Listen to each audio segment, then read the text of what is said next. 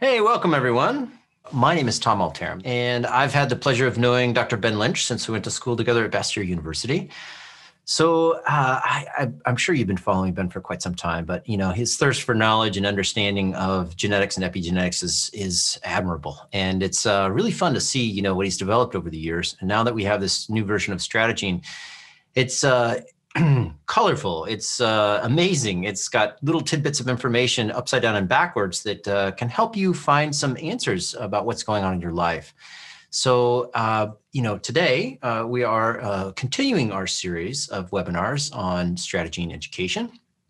And Dr. Lynch wanted to kind of dive into the importance of why you look at genetics in general. So very shortly, with no further ado, I'd like to introduce Dr. Ben Lynch discussing StrateGene. Hey, Tom. Thank you, man. All right. So genetic testing is one of those things which you are maybe nervous about, or you're excited about, or you've done it in the past and it's been amazing and it's been insightful and you've made some changes based upon your findings, and possibly you've worked with a health professional or you haven't. Perhaps you've had conflicting information from the results. Maybe you've ordered different genetic tests and the two different genetic tests reported different things. I mean, one genetic test said that you have MTHFR and the other genetic test said you didn't. So you're on the fence of like, all right, how useful is this for me? Can I apply it to my life? Can I apply it to my loved ones? Or can I apply it to my patients if you're a health professional? I mean, all these things are questions, and it's a new blossoming field. I mean, I believe that genetics is going to be like electric cars. I mean, it's like Tesla booming, and genetic tests is starting to boom, but there's a lot of issues with it. There's lots of confusion. There's a lot of regulation confusion, and what do you do with the information that you get? So my goal for today is to help you understand the different types of genetic testing that's out there, and what maybe you should consider one type over another. Maybe you should consider all different types depending on your passion or your family situation or your situation. So there's nothing really set in stone that one type of genetic testing is for you. It's just not possible.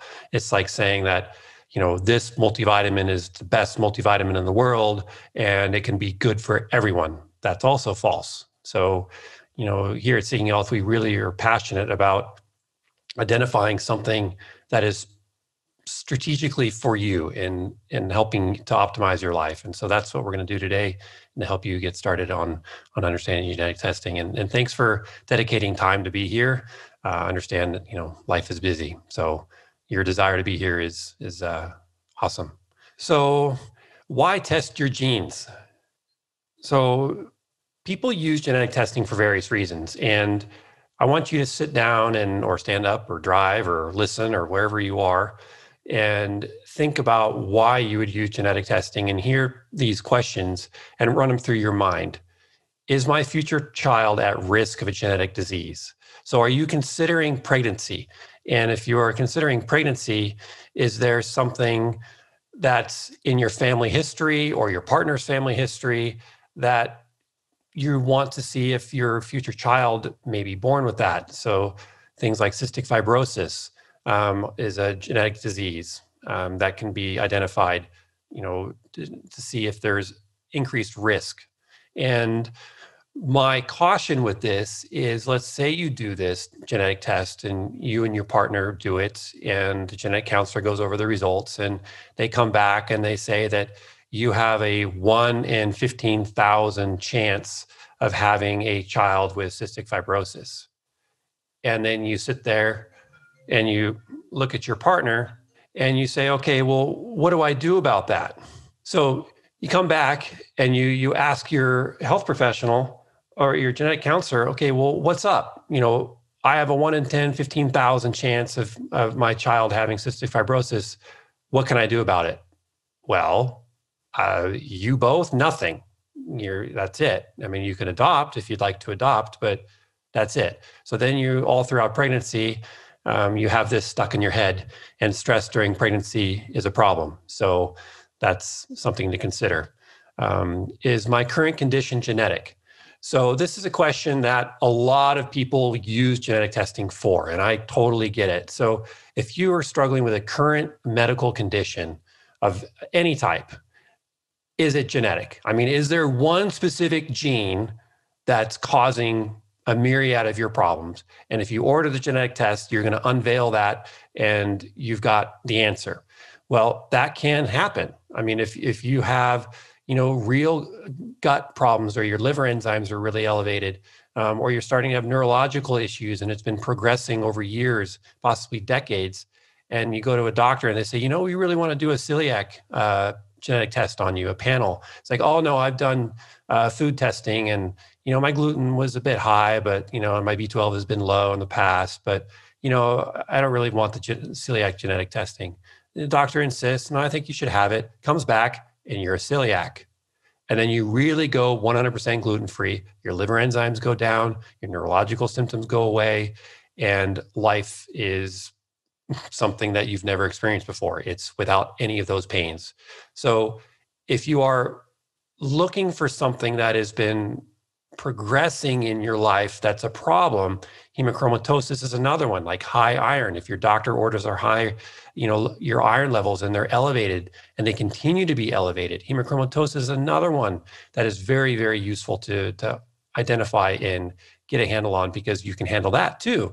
You can go and you can donate blood. You can reduce your red meat consumption. You can stop taking iron supplements. So these types of things are very useful. Now, mitochondrial disease is another reason why people will do genetic testing. But I want you to understand that mitochondrial disorders are typically identified at birth. So it's very rare, first of all, to have a mitochondrial disorder.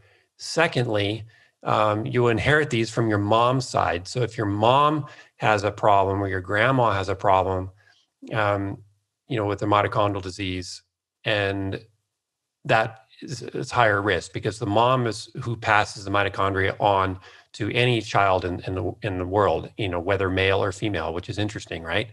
So it's the women who control the mitochondria, the power of life, which is neat, actually. But mitochondrial diseases are rare and they're typically caught at birth. And so do not confuse that with mitochondrial dysfunction, which we all have to some degree. Like fibromyalgia is a mitochondrial dysfunction. Any disease for the most part, or condition or symptom, is some semblance of a mitochondrial dysfunction, but it's not a disease. So identifying a specific gene for that is probably not going to happen.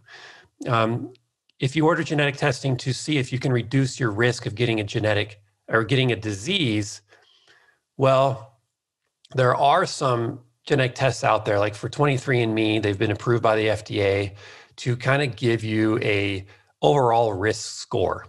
So if you get the health reports by 23andMe, they have things in there for various health conditions, and they show you that your risk is increased maybe 1.3 or 1.7 fold, or your risk is reduced by 2.1 fold or 3-fold. And I did that personally when 23andMe first came out. And I looked at that and I was like, all right, my risk of tearing a ligament in my leg is reduced by 1.4 fold. All right, well, what do I do about that? Do I just sit back and say, oh, that's cool, or what? And why is that? Well, this particular gene is associated with stronger ligaments. Fine. Now, the opposite could be said. Well, I find that, possibly, or you did, that your ligaments are more prone to ligament laxity and problems, but you kind of already known that. And what are you going to do about it? And how do you strengthen them? So there are some things that can be useful from doing genetic testing, like 23andMe and their health reports. But the ultimate question is, now what? And do they give you enough information to be able to make, forward movement, forward progressing, health improving decisions? And I don't know. I haven't looked at the 23andMe health reports recently. I should log in and do that. My gut feel is it's still similar, where they just give you the general rundown and they don't really give you that much applicable information, and you need to go to your health professional with it. So I don't know. I'm curious to see what you all share about that. Can you use genetic testing to optimize your performance? So if you are a student and you want to improve yourself during school, or you're a business owner, or you're just working and you want to enhance yourself so you can be more productive and you can still go skiing on the weekends and do other things, or just have more energy in general. Yes, genetic testing can really do this if it's done properly. It can really, really enhance your overall performance cognitively, emotionally,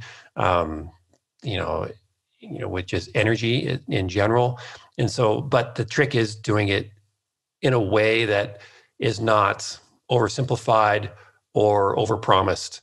There's a lot of hype out there. There's genetic tests out there that say, do this genetic test and you can enhance your son or your daughter's ability to play soccer.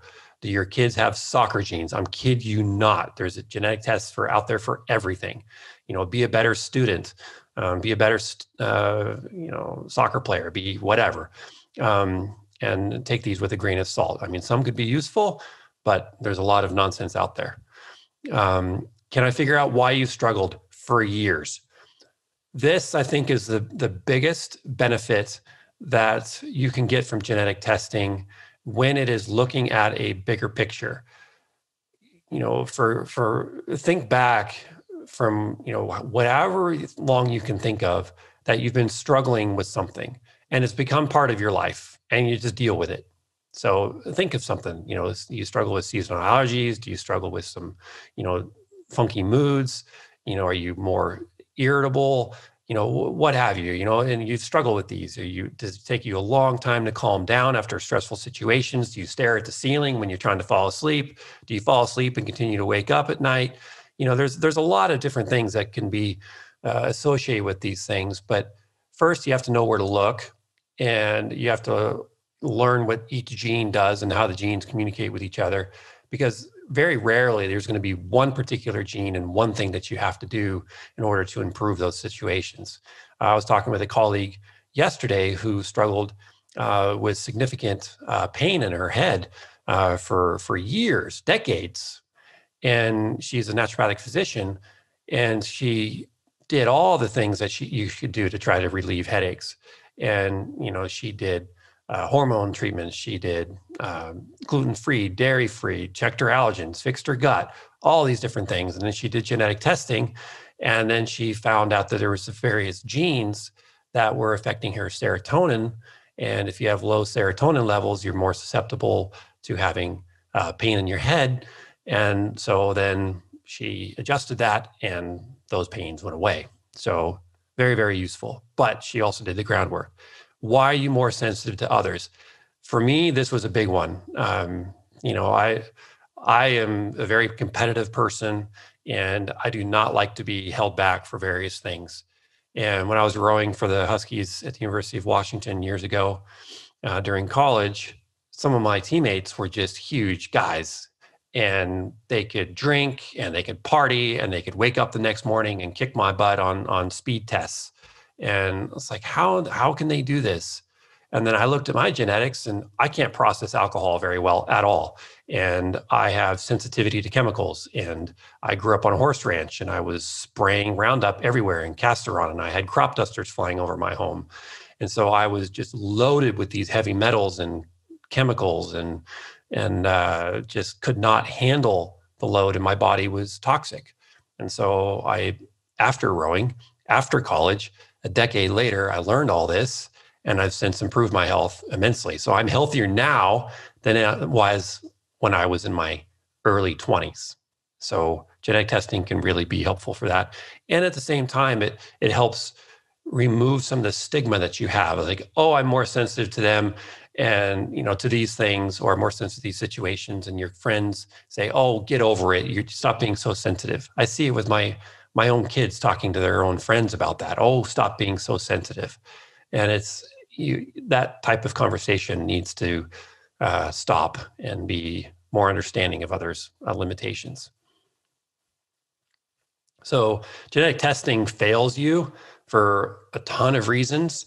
And I will say genetic testing fails you. One thing I didn't put on here was that you are not putting the time in to understand it. So if you do a genetic test and you're not getting anything out of it, I'm guilty of this too. I will order a test and then I'll get results back and I'll do a quick glance at it. And then it's like, oh, it's not very informative, or it's so over my head that I just put it aside and I move on to the next thing, and I'm not very satisfied with it. So you've got to put some time in. So if you do genetic testing, you really need to sit down and understand that you're going to be putting in, hours and hours and hours and hours and hours of additional research and, personal reflection on your life, at creating a timeline, working with health professionals, digging more. And hopefully that the genetic test and the report that you get is going to allow you to do it in a strategic way and develop plans without spending a ton of money.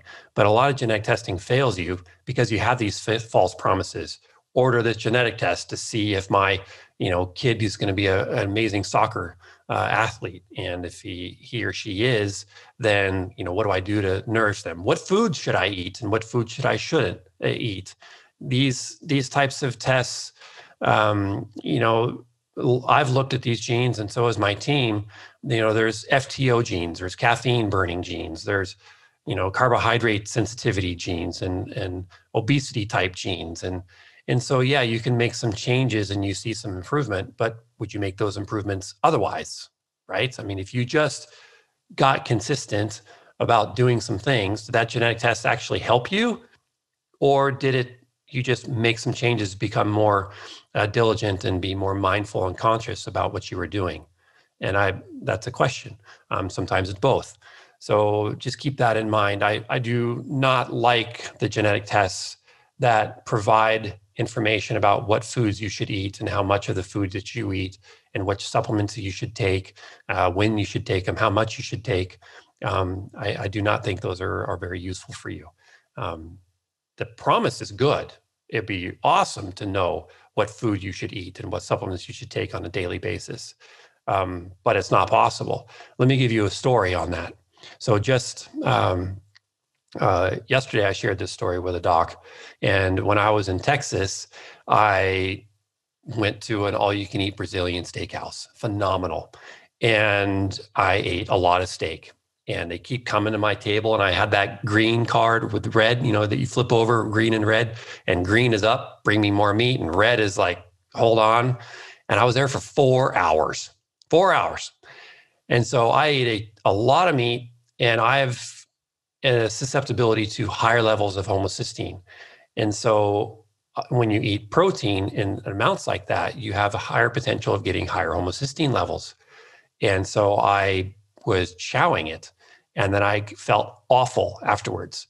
And so if I took a genetic test that says, you should consume more meat, you do well with it, obviously, eating for 4 hours meat is not recommended by any genetic test. But at the same time, and then they say you should take a methylfolate supplement because you have this particular genetic variant of MTHFR, and this gene makes the methylfolate. Therefore, you should take methylfolate 1 milligram based upon this variant every single day.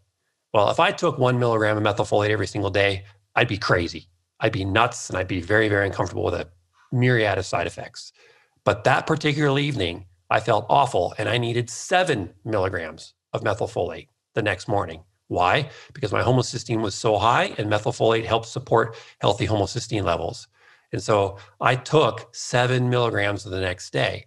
So depending on your environment, your lifestyle, your situation, where you are, the amount of nutrients that you need varies. So no genetic test can give you permanent answers. It all depends. So you talk with lawyers. It depends. Tell me your situation, right? You talk to doctors. Well, it depends. Let me hear about, other things. So it depends. So any genetic test that gives you solid information, X, Y, and Z, I'd be careful. Oversimplified. Oversimplified is awesome because genetically and evolutionarily, we are born to conserve energy. We are built and designed to conserve energy. We contain fat around our midline. Why? if we run out of food, we actually have fuel around our midline or wherever, and we can access that in times of hunger. So our bodies have adapted to conserve and store energy because finding food back in the old days was difficult. Our evolutionary processes do not know that we have refrigerators in our house. They do not know that we have Uber Eats or DoorDash delivering to our house at any whim, and we push a button and food comes. It doesn't know that. So it takes hundreds of years to make evolutionary changes, and our technology is moving rapidly. So, you've got to understand that the body is very, very complicated, and it does not know these things, but it's still programmed to conserve energy. And so by you spending energy to learn something, you automatically want to walk away. You automatically want to move away from that because it's burning your energy. So think about this for a moment. How many times have you leaned into something to try to learn something, and it's taking time? Your head is kind of hurting. You're spending your resources. You're using your time. You're using your calories to study something, and you actually want to move away from it. It happens to me a lot, and so that's just evolution speaking. It can also be boredom. But you are programmed to conserve your energy. So oversimplification, we are naturally gravitating towards because it's easier. We don't have to use as much fuel to learn it. But the problem is we've been using that caveman hook for a long time, and you could be turned into a sucker because of it. So be careful with oversimplification. Reductionist view, I consider reductionist view conventional medicine these days. You have a headache, you take something for the headache, you swallow a pill. You have a fever, you take something that gets rid of the fever. You have stomach acid reflux, you take an antacid. You have an allergy, you take an antihistamine. You hear that? Anti, and it's so reductionist, it's in a box. So, but none of those removes the causative agent. You know that. You've been, on my social media channels for a long time. You've been following me for a while. Perhaps this is the first day you've been introduced to me. And so welcome. But functional medicine, integrative medicine, precision medicine, individualized medicine, naturopathic medicine, nutrition, whatever you want to call it, is an area that you should be really leaning into and learning about and enjoying. Because it is a more holistic view, holistic medicine, another term, right? So misinformation, it's everywhere. Misinformation is not always done on purpose. I say things that I've now, I don't regret saying them, but I've learned that I was wrong. And if I learned that I was wrong, I inform you that I was wrong, and I move forward. And then I go against convention. And when you go against convention, you get a bunch of arrows in your back. And so the misinformation prevails for a variety of reasons: control, money, greed, or just pure ignorance, or a lack of desire for change. Change is scary for some people, but misinformation is rampant.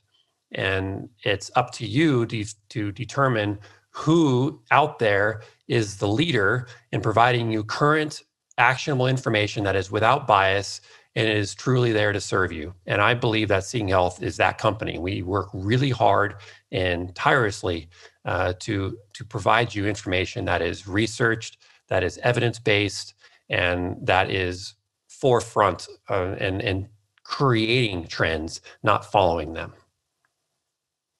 So 4 types of genetic testing.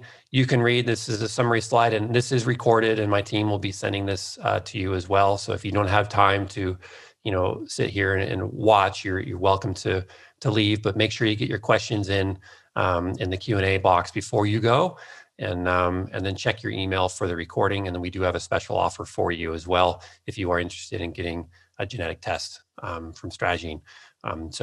But if I understand time is precious. So this slide is just a good reference slide. I'm not going to sit here and read it for you, but just know that these are different types of genetic testing. We've gone through them pretty much. So family planning, you're considering pregnancy, disease-linked genes like celiac or hemochromatosis, pharmacogenomics, is another one. And then you have susceptibility identification as well. So pharmacogenomics, what is that? This is something I had not discussed. And pharmacogenomics is the study of how your genes process medications. And this is a very, very big field.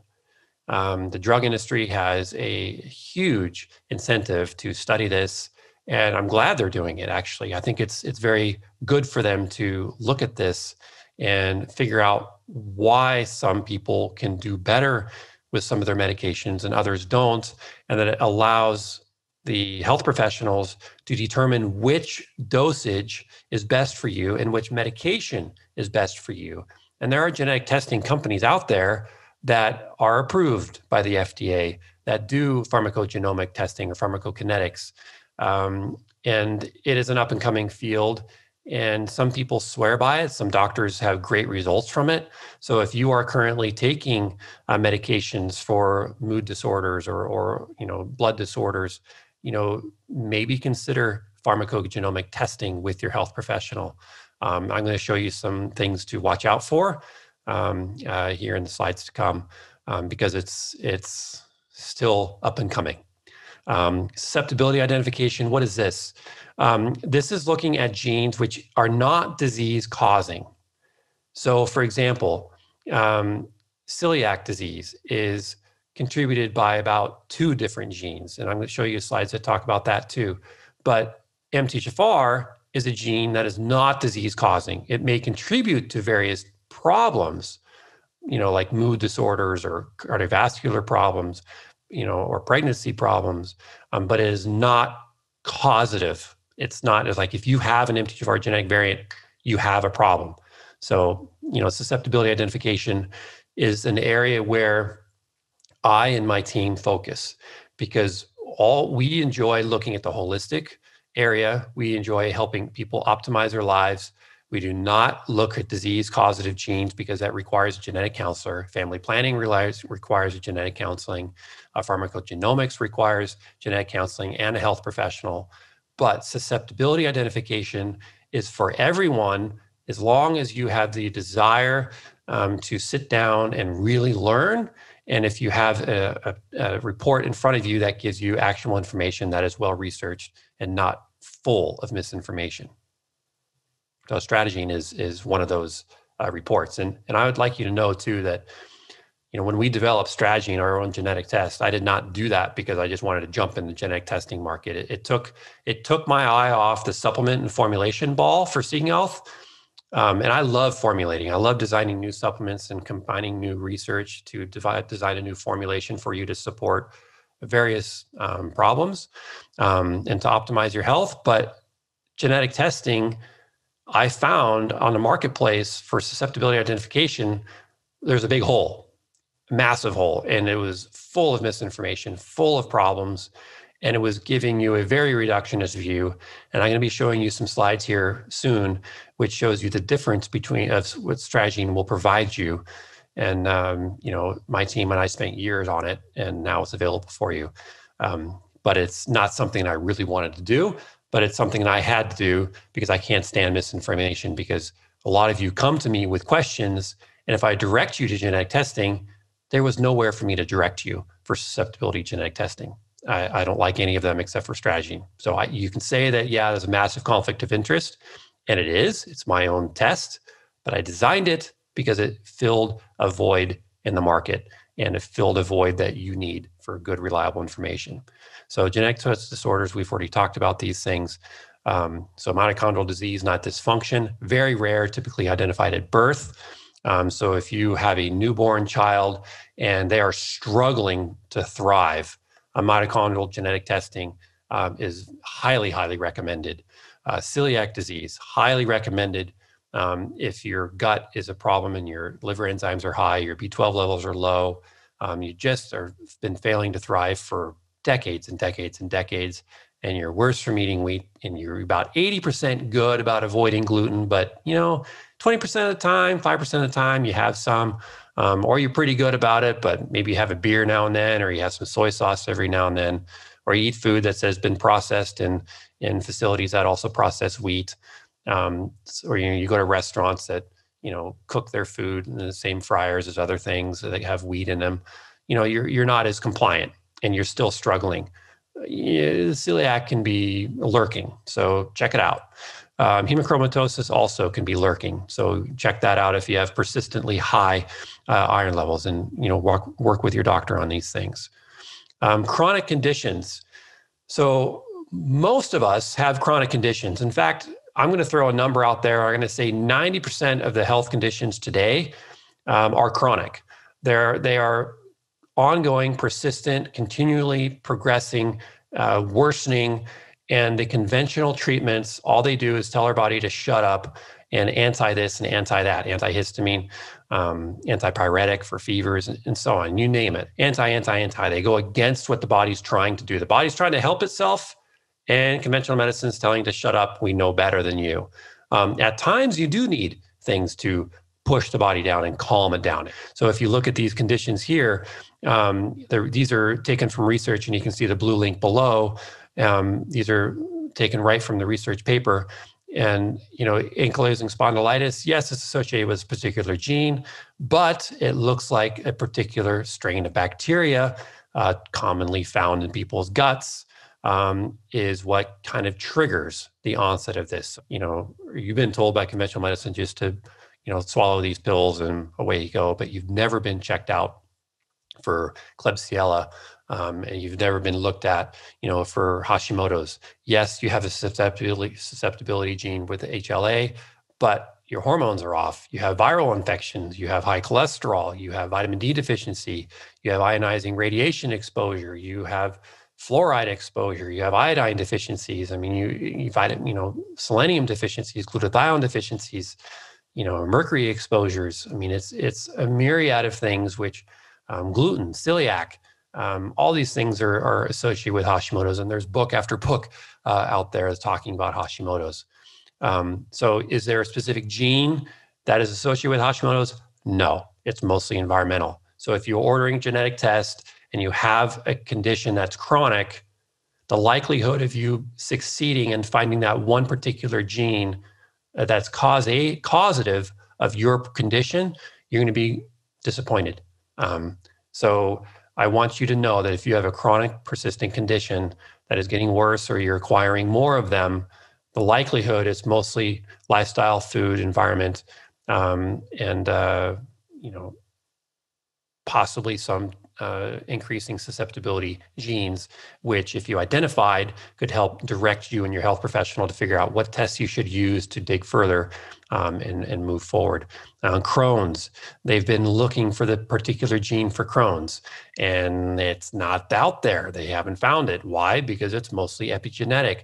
The influence in the environment is massive here, and only 15% of the affected people with Crohn's have a first-degree relative. So if something is truly genetic, then you're going to have a highly inheritable condition, typically within your family. So serious genetic disorders, genetic testing, you usually do those early in life. Latent genetic disorders like celiac can be done later, and they can be very, very useful, like hemochromatosis too. So definitely consider those if you're struggling or you know someone who's struggling there. And there's other ones as well. Wilson's is another one, high copper levels. Chronic conditions can be associated with genetic polymorphism, but they're definitely influenced by your environment. I mean, Dirty Genes, that says it all, right? The book, which discusses how you may have inherited certain genes from your parents that may slow or speed up how your genes are functioning, but it is truly your lifestyle, your food, the environment that you're living in, and you're surrounding yourself with that are impacting your genes. So you really need to address the underlying things, your microbiome, looking for infections, working on your environment. And, hormones are looked at a lot.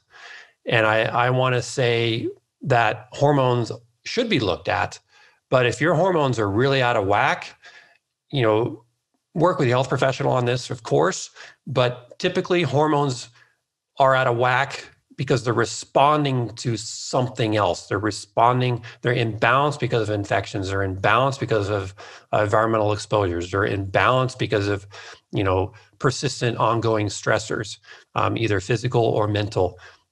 So if you just dive to doing bioidentical hormone treatment, you might not have success, and you're going to be bouncing all over the place. And the underlying issue is there, and you need to resolve it.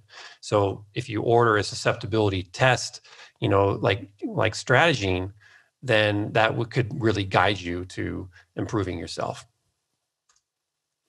So pharmacokinetics and pharmacogenomics, I wanted to dive in on this a little bit more because it's such a blossoming field, and for good reason. But this is an example I wanted to give you because I actually worked with a lab, probably 10 years ago now, who created a warfarin sensitivity genetic test. So warfarin is a very powerful blood thinner, and health professionals, doctors who prescribe warfarin will check you to see your bleed times, and they will adjust the warfarin dose accordingly. And they'll tell you to avoid certain other medications, other vitamins and supplements and foods and so on, to keep that warfarin level stable. Because if it's unstable, then you have a high risk of either a clot, of not enough, the blood's too thick, or vice versa, the blood's too thin and you're at risk for bleeding out. So doctors have really hurt people by giving them too much warfarin, but they didn't really know that a particular person has a genetic variant, which is really slow at getting rid of warfarin. And so they prescribed a certain amount, and that person got too much.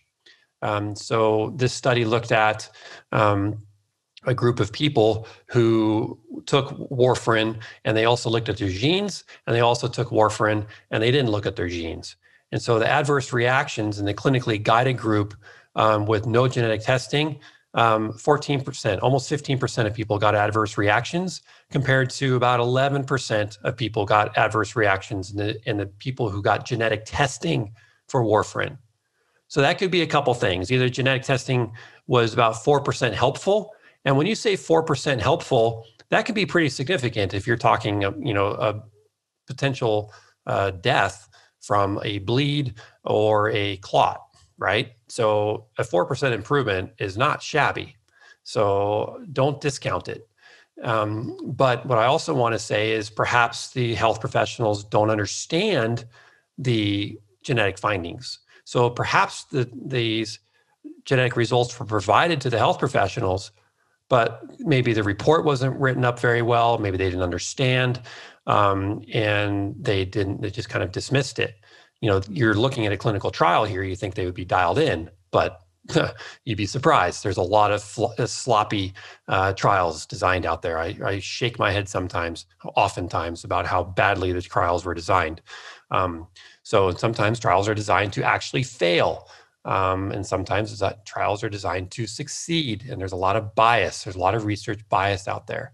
So, but then there's another study that was published, and they looked at, there was no difference at all, but they only looked at a certain subset of the population. They only looked at, 27% were African-American, the majority were Caucasian. They didn't isolate for age, they didn't isolate for gender, they didn't isolate for other clinical conditions. So there's a lot of problems here. So pharmacogenomics, the 40 to 70%, we're actually right here, 70, I'm going to put that there because I knew I'd get it wrong. 70 to 80% of all drugs in clinical use are processed by these groups of genes right here, the cytochrome P450s, which is phase 1 detoxification. 70 to 80%. That's a lot. So identifying genetic variations in the cytochrome P450 genes makes sense. So if drug makers are prescribing medications and people are getting liver damage, or they're taking from processing these medications and they're not doing a good job, that's a problem. Or these medications are being used and they're not taking it at a high enough dosage because this particular person could have a faster cytochrome P450 gene that is getting rid of the medication really quickly, and they're not having any effect. And so what happens is that drug and medication could be really useful, or even supplement or herb or food even could be very useful, but it's not used at the right personal dose. It's not individualized. They're just general recommendations. So again, I love the idea of pharmacogenomics. I think it's great. The problem is this slide summarizes it very well.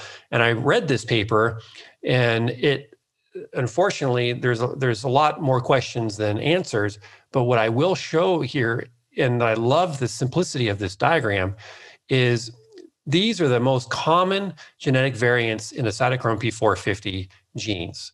And they are the most researched, and they have the most evidence behind them in terms of what they do and what their effects are and what medications they interact with, and how they process it. But look at this here. So this particular variant here will have a variant that increases, or the polymorphism decreases the effect of it, okay? The gender is important to look at. So it's more affected in the females than males. The genetic variant is known to reduce its function in this one. This one is also reduced its ability to function. This one is unsure. It speeds it up and slows it down, depends probably on the substrate. And this one the same. But the point of this slide is to show, look, all these factors are at play here. So if you just do a pharmacogenomics test and it says that you've inherited this particular gene, say the cytochrome 1A2, and it's increased in function based upon that particular genetic variant. But look, if you've inherited the cytochrome 1A2 and it's induced, it's faster, what if you have gallbladder problems? So what if your age is a certain age? What if you're, male or female? So all these things, all these factors have to be taken into account. And this is not even talking about foods. Grapefruit slows down a lot of cytochrome P450s. Other foods can speed them up. So, it's really important to understand that if you get pharmacogenomic testing, take it with a grain of salt and really, really get the full picture. And I hope the pharmacogenomic testing companies out there are being more holistic in their reporting. Our genetic test StrateGene does not look at pharmacogenomics or pharmacokinetics at all. It is not our place to do that, and we will not do that. If you are ordering pharmacogenomic testing yourself without a health professional, I'd be very careful about that, and I wouldn't recommend it. So another particular gene that's really, really important in detoxification is what's called the UGT, the glucuronidation pathway. So the glucuronidation pathway is extremely important. Many of you I know are sensitive to sulfur, any type of sulfur-based supplement or sulfur-based foods. Or maybe you look at the CBS enzyme or the SNPs and you say, oh, I can't tolerate sulfur. That's probably it. Or maybe you take the mineral molybdenum and you get good results from that because molybdenum helps process sulfites through the sulfite oxidase gene. But sulfation is a process in your body that gets rid of sulfur. But the primary way that can handle a lot of sulfur is the glucuronidation pathway. So if your glucuronidation pathway is sluggish, your intolerance to sulfur also goes up. So really supporting your glucuronidation pathway, and you can use nutrient supports like calcium D-glucarate or broccoli or cruciferous vegetables to support your glucuronidation pathway. Again, calcium D-glucarate is a very useful supplement to support the glucuronidation, but pharmacogenomics has looked at UGT genes. So those are the group of genes in the glucuronidation pathway. And if you look at the combination of genetic and epigenetics, it's the metabolism of drugs changes from 3-fold to 100-fold. So that's massive. So there's a 3-fold difference in 3-fold to 100-fold variation in how someone's glucuronidation gene can function looking at their genes or their variants and their epigenetics, their food, their lifestyle, their environment, and other medications that they're taking. So again, a lot of holes in pharmacogenomic testing. So the summary of this paper, which is linked here, while single, like monogenic polymorphisms, so looking at a particular gene, so like in this particular case, cytochrome 2D6, or MTHFR, or CBS, or MAO-A or COMT, these are monogenic looks. So looking at a single genetic variants explaining a major part of the variability for only a few enzymes. Most enzymes are multifactorially controlled. That is something that a lot of us forget, including your health professional. If you bring your genetic report, let's say you bring your StrateGene report to your health professional and you lay it down, your health professional could be looking at that and looking at a particular gene in isolation. You have MTHFR, you need to do this. You have COMT, you need to do that. You have DAO, you need to do this.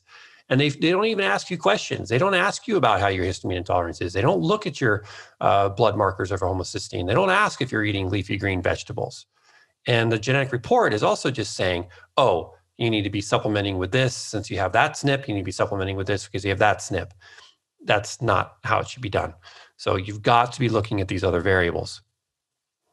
So susceptibility genetic testing, for me, is the way to go for the majority of us who either want to optimize our lives, improve ourselves, answer questions that we have. Why am I more sensitive than so-and-so for this? And, why am I always, struggling with that?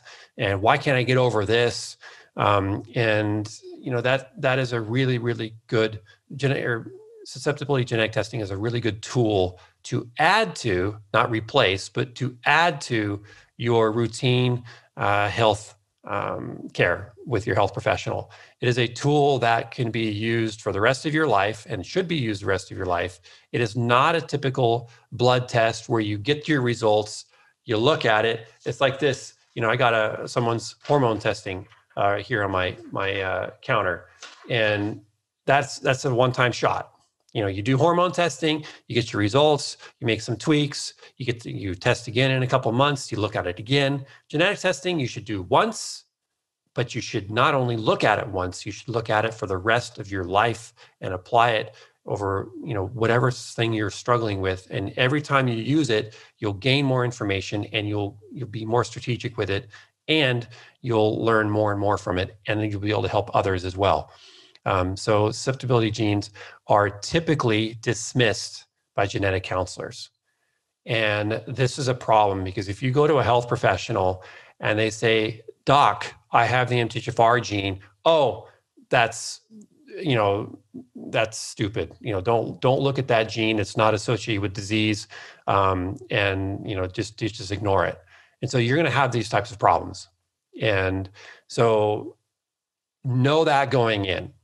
And be prepared for pushback by your health professional if you do susceptibility genetic testing like StrateGene. It's going to confuse them, and confusing them, nobody likes to be put in a state of confusion because it's uncomfortable, and you're going to them because they're the expert. And if you give them something that is a tool like StrateGene and they look at that and they're confused, they are not positioned as the expert. The best thing they can do is dismiss it in the blink of an eye.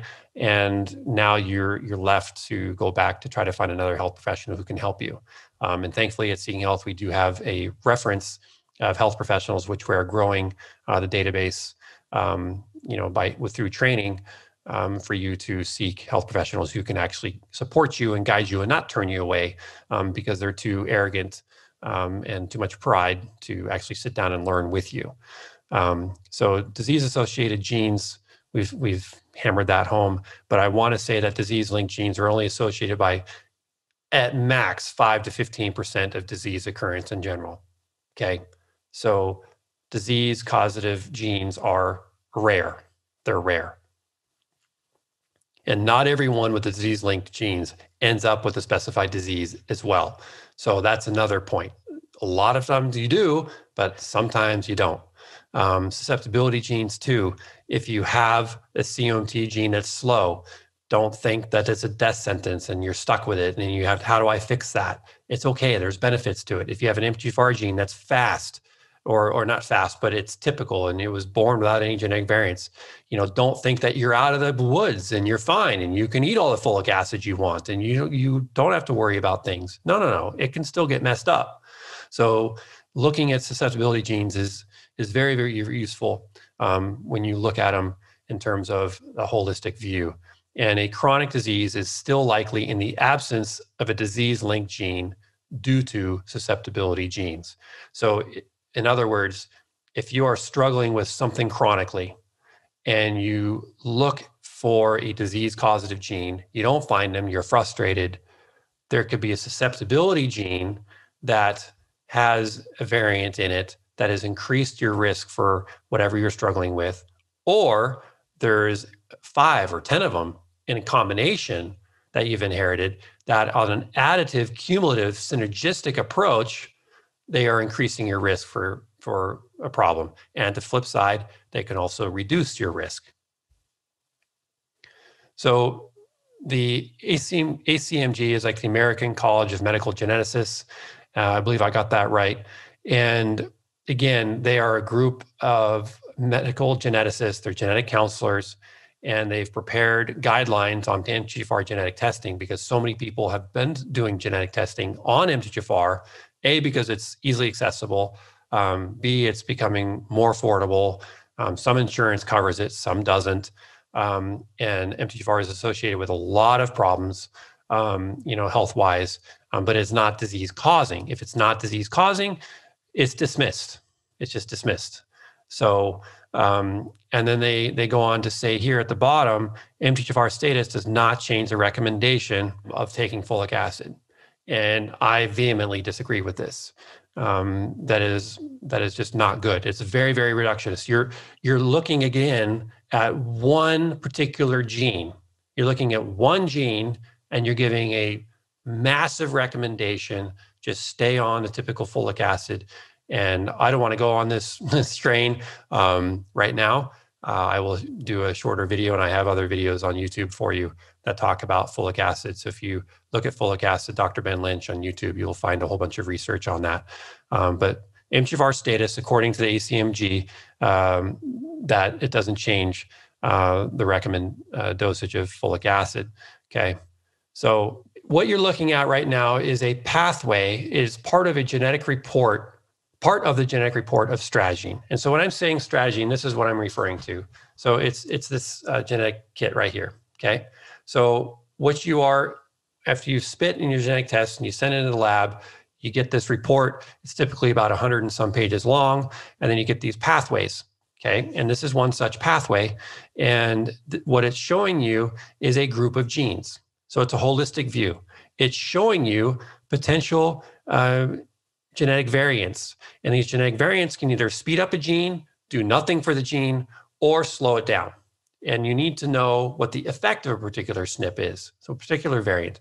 And so what is the effect of an MTHFR variant? Well, typically MTHFR variants slow a gene down, and other genes can speed up, other variants can speed up genes, but you also need to know how a gene is affected through lifestyle, environment, and food and nutrients as well. So this individual, so this is an actual person, removed any identifying information from here, so you can't see who it is.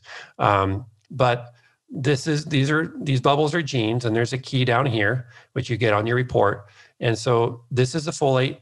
These are all the genes currently known in research that are associated with folate metabolism, okay? So this particular gene transports folate, and it's slowed by folic acid. And this person has a slowed, if you can see this purple bar, slow. So they were born with a reduced ability to transport folate, and folic acid, see this purple text down here? Purple text right here, decreases activity. So folic acid, high folic acid decreases the activity of this gene, and high folic acid, or folic acid decreases the activity of this gene. So this gene is reduced by folic acid, this gene is, and this gene, MTHFR, is also reduced from folic acid. So by making a singular statement that the MTHFR genetic variants do not change the recommendation and everybody should just take folic acid is wrong. So all this text that you see on here is from research. Okay, there's 100 pages of references and bibliography that go into support StrateGene. Okay, and what we've done here is we've given you a quick at-a-glance look. And so if you look at this at a glance, you're going to say, okay, just from a gross look picture, this individual has a reduced ability to process folic acid and folates because every gene in here is slow, except for DHFR, which is conflicting. That's what this means, complicated. So every single one of their genes, for the most part, is reduced in function. And then the purple also reduces their function, and then the orange speeds it up. So, higher vitamin D levels supports folate metabolism. That's interesting, isn't it? So higher folate metabolism or higher vitamin D levels support your ability to transport folate. That's important to know. And this is a more holistic view. And then you look at the dopamine pathway for this particular individual. What are susceptibilities here? And at first glance, you're looking at this, and we have a lot of webinars being recorded for you, and they're on the Seeking Health YouTube channel, which you can watch and learn. Also in the education area at StrateGene.me, we have a whole bunch of videos and educational resources for you. But I just want to show you the holistic view of StrateGene. So, because if you do genetic testing and all you're looking at is how a particular variant functions, in isolation, that's not going to help you. You can't just look at MTHFR and then what to do about it. You actually need to know the other genes above it and below it. So there's a lot of evidence on CMT of how CMT functions. And if it's slower, then you need to take various nutrients and avoid certain nutrients. And that's all you're given. But you don't understand that CMT is here and it's associated with, all these other genes. And you need to know that. If you flip a domino and you have a whole bunch of dominoes flipped up and you push the first one and they all fall down, that first domino affects all the other ones. So if you push one gene, then it's going to be supporting, and impacting all the other genes as well. So it's important to look on the holistic approach here. So this particular person has a CMT that's slower. You can see the speed bar here. So it's slower. And what does that mean? Well, here's dopamine. And if you follow the black line, they have a reduced ability to eliminate their dopamine. So they still have this route to eliminate dopamine and this route to eliminate dopamine. But this is a pretty major one. It's not the biggest one, but it's significant. And the nutrients needed here are SAM and magnesium. So if you look at the symbols down here, the cofactor is what is needed to help the enzyme function. So CMT needs magnesium and SAMe to function. So if you just looked at CMT and you saw that it was slower, some genetic reports will say, oh, if you're born with a slower SAMe, consider magnesium. And if you're born with a slower CMT, if you're born with a slower CMT gene, supplement with magnesium and supplement with SAMe. And then that's all they say. And that could be a problem. You need to also know what influences CMT. Infections speed up your CMT. So what if CMT's job is to help eliminate dopamine and you have an infection and it speeds it up, and your dopamine clearance is moving out, then you have a potentially lower dopamine state. And low dopamine is associated with lower moods. It's associated with decreased motivation. It's associated with more difficulty learning. So low dopamine is a problem in these situations.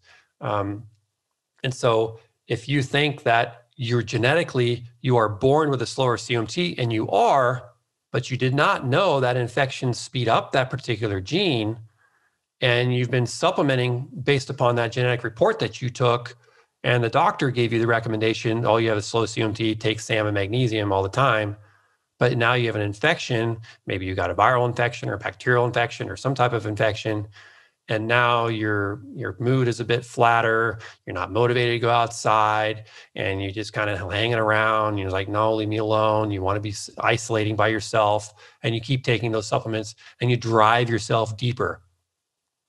And if you knew, if you had information like StrateGene in front of you, you talk with your doctor and say, hey, doc, look, infections speed up my clearance of dopamine, and I've been taking these, and my motivation has been really decreasing. I have lack of energy. My motivation is really in the toilet. Should I consider reducing my salmon magnesium right now, and possibly supporting my COMT to make it work better?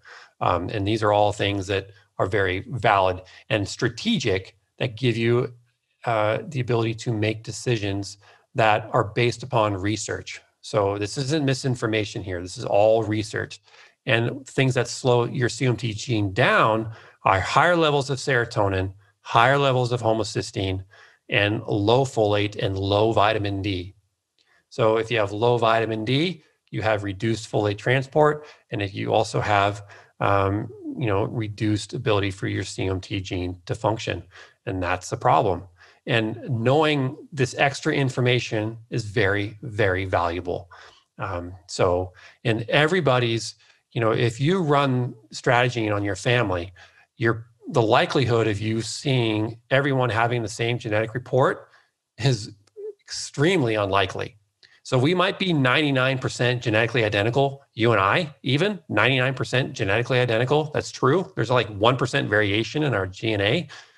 The likelihood of our SNPs, our genetic variations, on your StrateGene report to be the same within your own family is very low. So, and if you think about your children or your partner and how different you all are, and then you order your StrateGene, and then you see how, this person, they have a slower COMT, and my partner has a faster one, and my so-and-so has a slower ability to make tyrosine into dopamine, but I have a faster ability to do that. And you put all this together and you start making some understanding, and you use your StrateGene report alongside of the goals and the targets that you want to hit. I want more motivation. I want to increase my ability to learn. I want my child to do better in school because they have difficulty focusing, or I want to improve my sleep. So if you go with your genetic testing and your report with these thoughts in mind, you're going to have the ability to make strategic decisions with your health professional. If you look at your genetic test in isolation without any goals or targets, you're going to be looking at this like, what the heck am I looking at? I don't even know what to do with this. So you've got to have your genetic test with goals in mind, with problems that you want to solve, and take some time to figure all that out, and it will work. And then watch the videos that we have for you, which are very, very good. And we have a great team on board to help you. So is it all genetic? Is it all environment?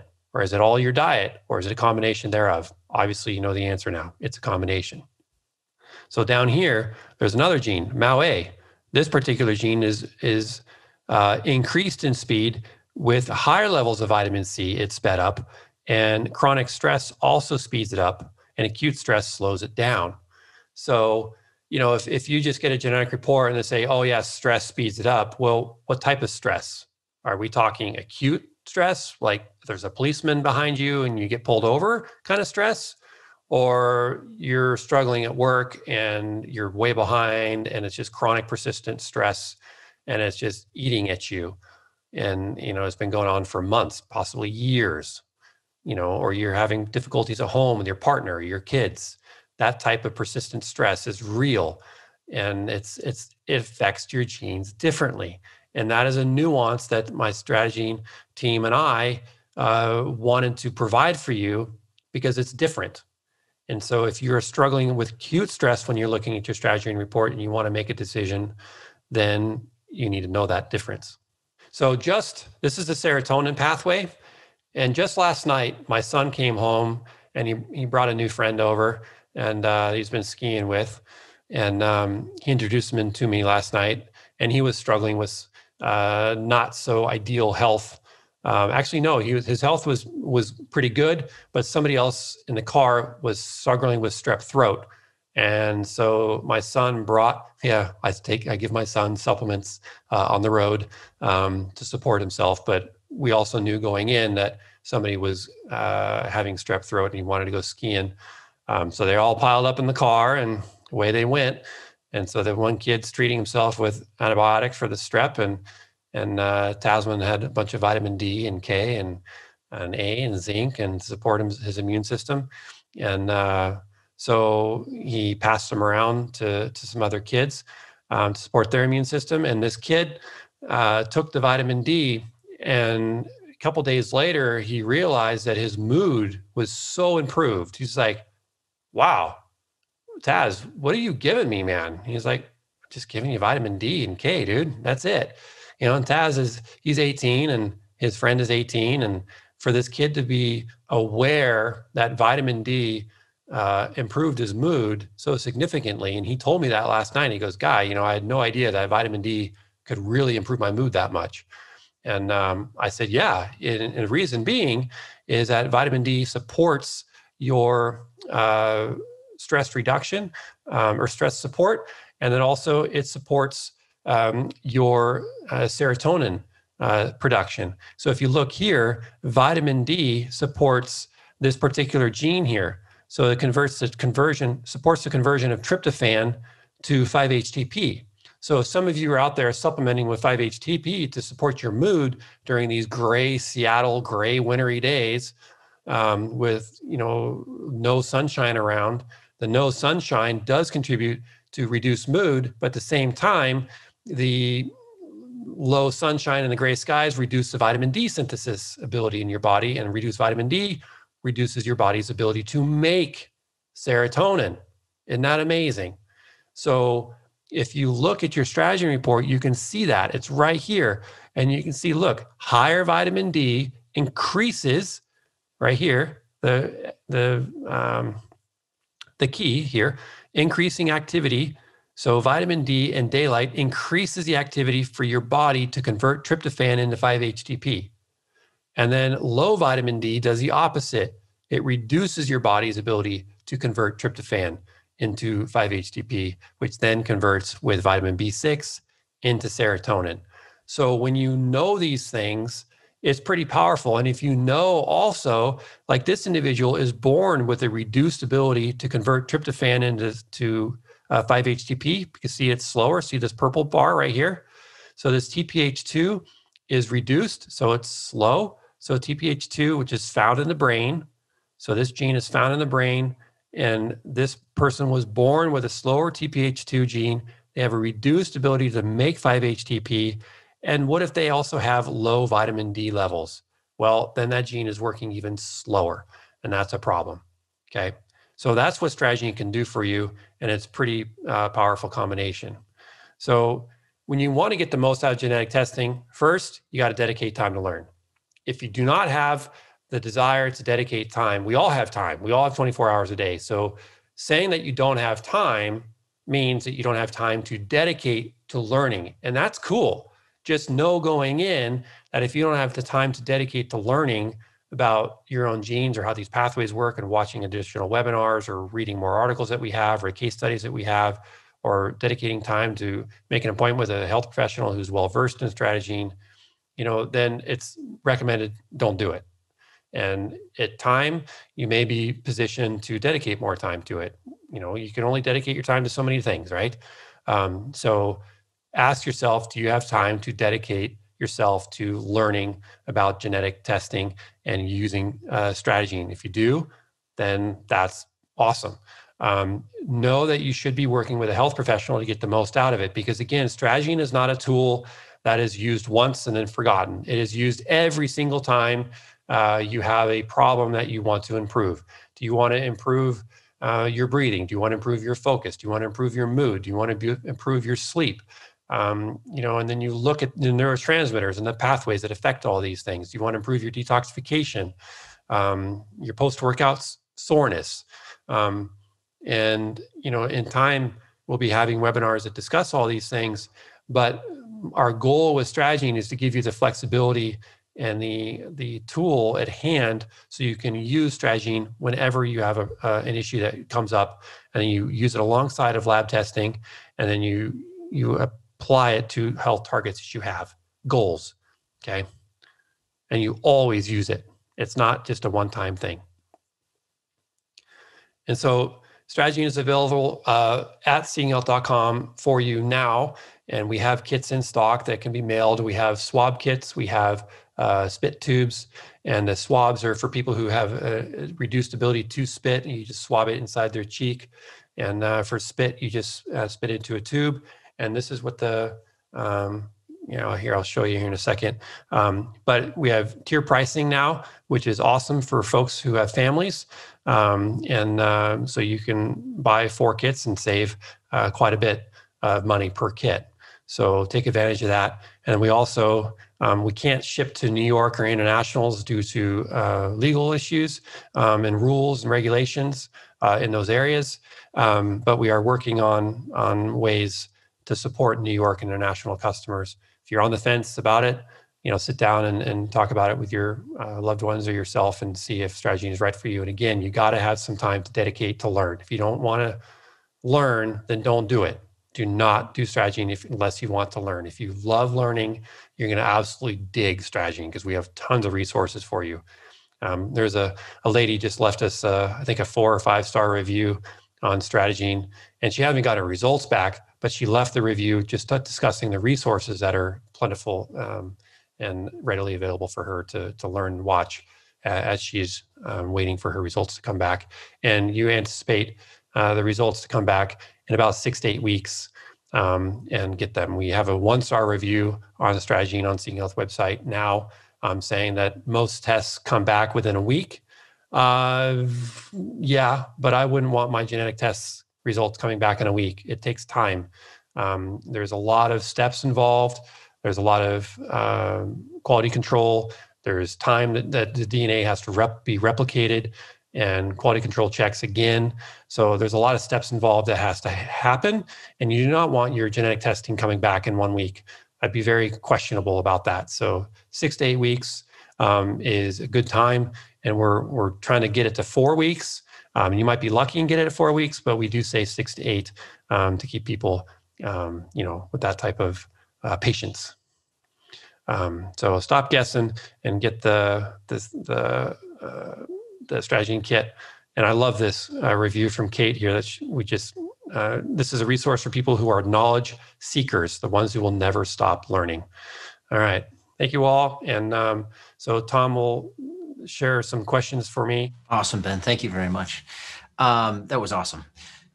There's a couple of questions coming out from people. One of the questions that seems to be being asked quite frequently is, tell me more about what it means when I see something that says complicated. Great question. For example, I'm sharing my screen here. And so this is what the report comes back as. And you can scroll through. And so if you see complicated, so you can see these hashtags. So what does that mean? So if you click on GPX, for example, let's click on GST. So we'll click on GST. So if you click on your genetic report, it will take you right to the more information. So you hover over it, you click on it, okay? And then it gives you some information. And what complicated typically means in a nutshell is it depends, okay? It just means it depends. And what does it depend on? So GST is a gene which is called glutathione transferase right here. So it discusses right here, this is what it tells you. So it expresses an enzyme. It's involved in detoxification steps of arsenic and thought to inactivate interleukin. And it's, it's antioxidant. This is what dirties it, heavy metals and such. This is what cleans it up. And this is you over here. So this blue box is you. And when you have a complicated, you read every one of these things here. At a quick glance, these are speedometers, okay? So here's a speedometer, and it's slightly faster. It's not straight up and down, so it's slightly faster. This one is slightly slower, and this one is right in the middle, okay? So if you we cannot give you a speed. We cannot say, slightly fast. So this one here, the GGT wild type has 120% higher activity when compared with another variation here, okay? So this talks about, this increases the efficiency of biotransformation of arsenic. Well, actually, it says it's still unknown. So it has a 20% higher activity. This one has a 20% less activity, and this one is intermediate expression. So some genetic companies will look at this and they'll sit down and they'll have a little chat and they'll say, okay, well, 120% faster and 20% slower. And then right in the middle, we can add them all up and divide by 3 and give a percentage, and we can say it's slightly faster. And that's misinformation. That's an exact example of misinformation. So we sat down and we say, we don't know what the combination of these 3 SNPs does. So we're going to present them all. Research hasn't looked at all 3 in, as a group. And so we are going to show you what they do on an individual basis. And at times we do have the ability to give you a look.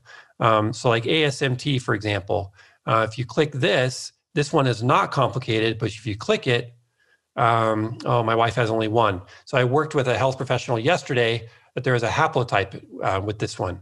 But another reason for complicated is this. So this one, my wife has a variant. This is her report with permission. She's heterozygous, so she has 1 variant. And this gene is complicated because it does some things faster and it does some things slower, and it depends on what's happening. So in this situation, let's see, it has higher activity. So the CC has higher activity for detoxifying organophosphates, but less activity towards cholesterol, resulting in more lipid oxidation and cardiovascular disease. So it depends sometimes on what the gene does. A gene may not have only one job. It may have multiple different jobs. And so if a gene has multiple different jobs, a variant may change in how it can do one job, and maybe it's slower at that job, and maybe it's faster at another. So that's what we mean by complicated. And that's exactly what I mean by about misinformation out there in terms of genetic reports, because a lot of people and a lot of corporations and a lot of companies providing genetic reports will just say, it's as a variant, it's intermediate, it's slower, faster, and do this. But they don't tell you in what context, and you have to understand context. You might be exposed to more organophosphates. Maybe you are working in the pesticide industry, or maybe you use pesticides in your home, or maybe you're exposed to them at some point in your life, or maybe you have family members who have increased cardiovascular risk, and you're looking to mitigate that. So it depends on your situation. And what you can also do is you can use Control F on your report, and you can say organophosphate, and then it'll search, and it will find it. Okay, so there's these different pages that discuss organophosphates. All right, next, Tom. Since we're already on this page, there is a question about the meaning of the yin and yang symbol. Yeah, we went back and forth on this with my team, and I will not be as eloquent as Dr. Green and Christian, who designed this concept, but it's good and bad. Okay, there's good in it and there's bad in it. So there's a little bit of black in the white. There's a little bit of white in the black. So yin and yang means that this particular variant can do some things that are good, and it can do some things that are not so good. So that's what yin and yang means. There's a question, what did the person do in the beginning when you were talking about serotonin? I do not have permission to show her genetic report. So, and I can't pull it up without exposing her name, so I'm not going to do it. So this is a serotonin pathway here. And so serotonin is associated with migraine. So if research shows that if you have lower serotonin levels, your risk for migraine increases. And serotonin has to do with platelets and mood and digestion and gut motility. It does a lot of things. It's not just, mood support. Serotonin does a lot. So in her situation, she had a reduced ability to make serotonin. So she had a slower TPH2 gene, and she had a faster serotonin transport, like my wife, but all her serotonin receptors were slow. So she had a decreased ability to bind serotonin. So if you think that just because your serotonin levels are high in your brain, that everything is good, that's wrong. You need serotonin to be transported and delivered to a receptor, and that when the serotonin actually binds to the receptor, then it's activated. It's like having keys in my drawer to my car. Okay. Just because the key in my drawer is there doesn't mean that, my wife can take the car. What if the front door is locked? That she can't get into the house to get the keys? Or what if the keys are sitting on the driver's seat in the car? It's still not in ignition. The car's not on.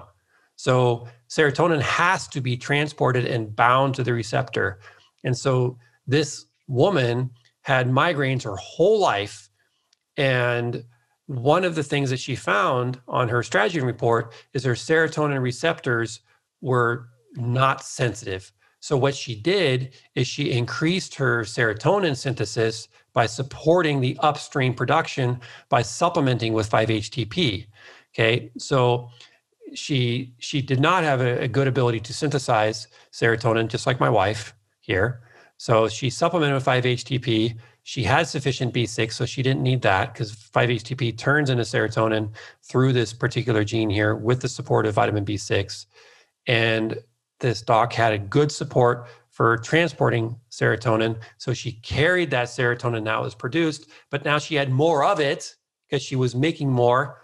And now her receptors were flooded with the serotonin, and her migraines improved. Now, was this the only thing she did? No, this was the last thing she did, and she hasn't had a migraine since.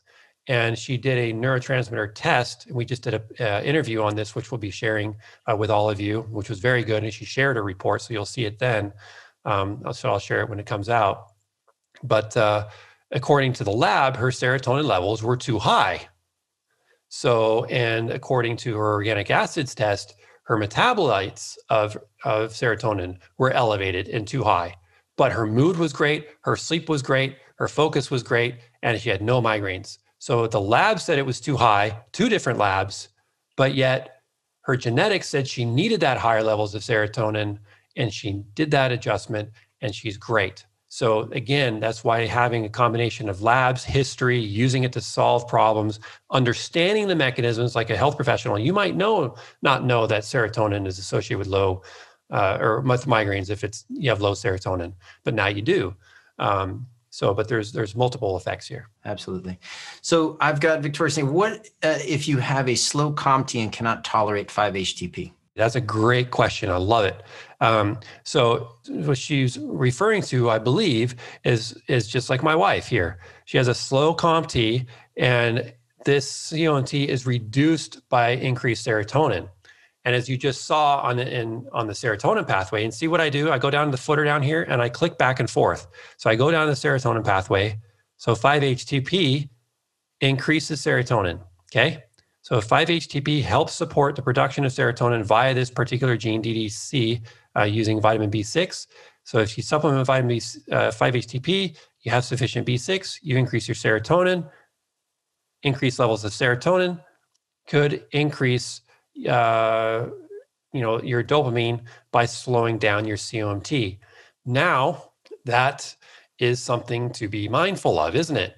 So if you are having a mood imbalance and you want to be improving your mood, and you have, it's maybe you're reducing, for various reasons. So you supplement the 5-HTP and now you don't feel good.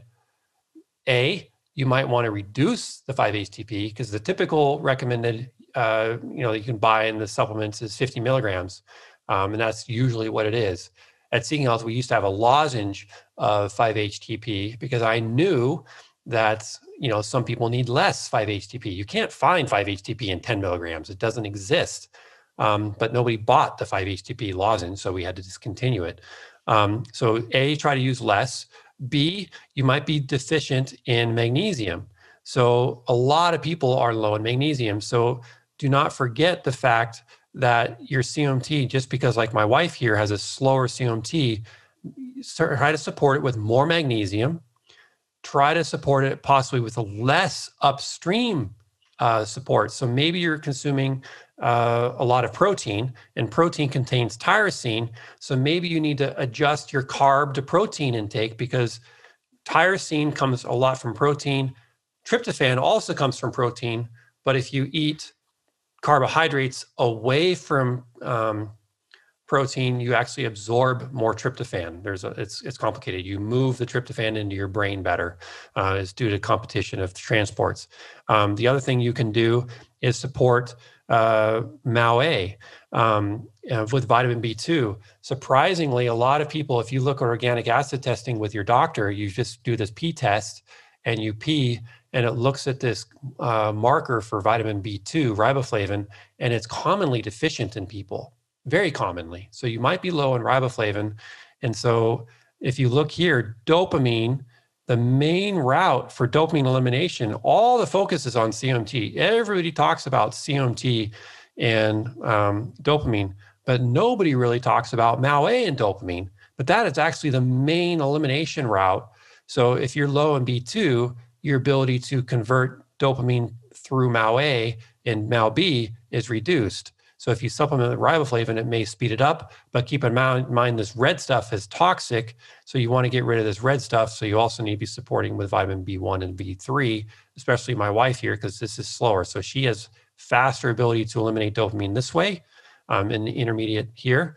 So if she takes just vitamin B2 and she's low in niacin or vitamin B1, she can increase this compound in her brain.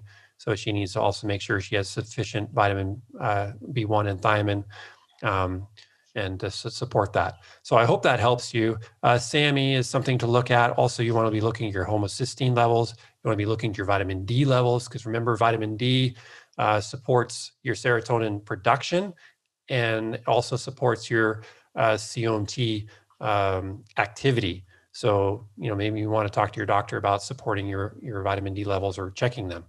Well, we should call it, Ben. Our team has been busy answering lots of questions behind the scenes.